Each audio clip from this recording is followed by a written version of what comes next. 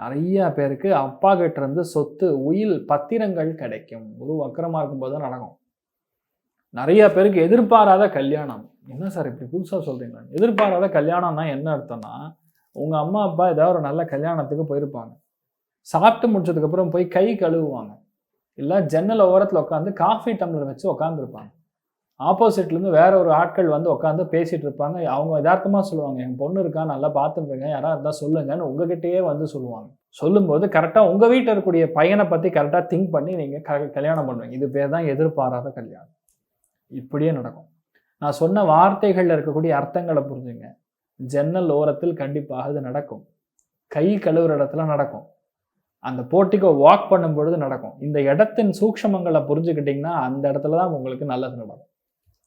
100% நன்மை நடக்கும். வராத ப்ரமோஷன், வராத நட்பு.